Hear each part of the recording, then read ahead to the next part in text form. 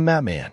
Those were Matthew Perry's last public words, in a cryptic October 22nd Instagram post accompanied by a photo of the Friends superstar reclining in his hot tub, the lights of the Pacific Palisades shimmering on the horizon. 6 days later, Perry was found unresponsive in the same hot tub and was soon after pronounced dead at age 54. And the mystery of Mattman Perry's rosebud would only deepen. Was it code? An inside joke? TikTok conspiracy theorists questioned if it was a cry for help. In truth, Perry was obsessed with Batman.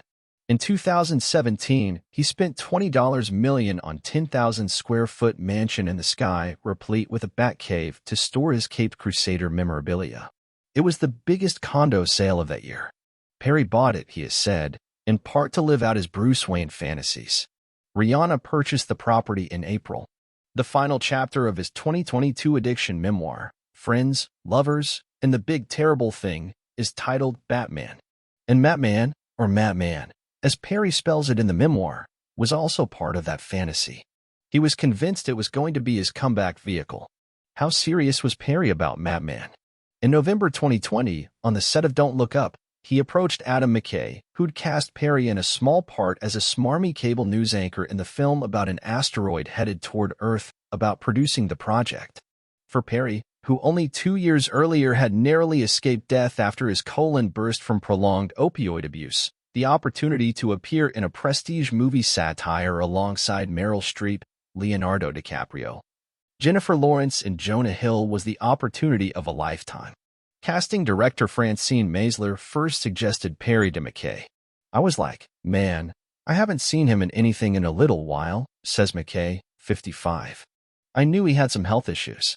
And so I met with him, and he was super cool.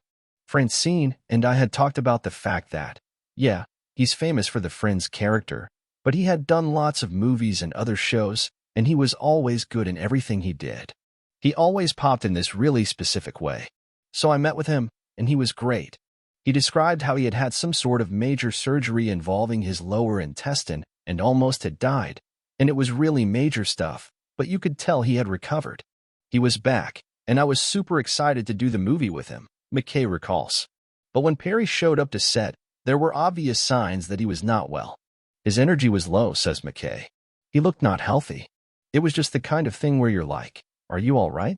It was during COVID, and it was before the vaccine, so it was already a very dicey shoot.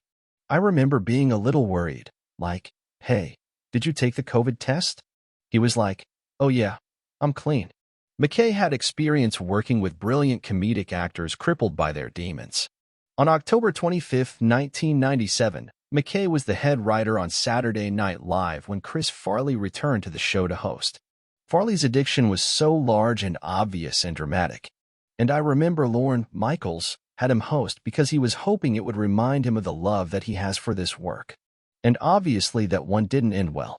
Farley died of a cocaine and morphine overdose 7 weeks later, on December 18th. Similarly, McKay had hoped the role in Don't Look Up might set Perry back on track. "We selfishly wanted him in the movie, he's very talented.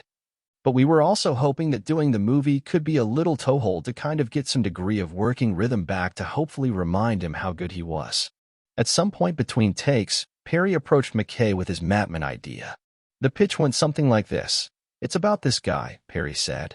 "You'd recognize him. His name is Matt, and he's very famous and about 50 years old. His life is a little bit of a mess. He's lost. Out of the blue, a distant relative dies and leaves him $2 billion, and he uses to become a superhero." McKay was fascinated by the pitch, not because he wanted to make Mattman, but because it offered a window into Perry's mind. "Any movie idea is kind of like someone telling you their dream," he explains.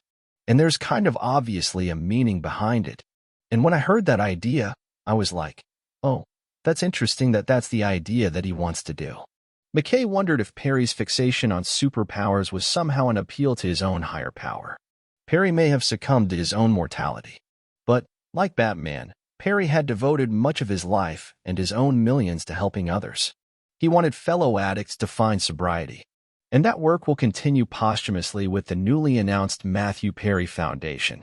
Perry pictured himself playing the lead, but was flexible in terms of whether it should be a movie or a series. McKay countered with his own idea, something less high concept but no less autobiographical.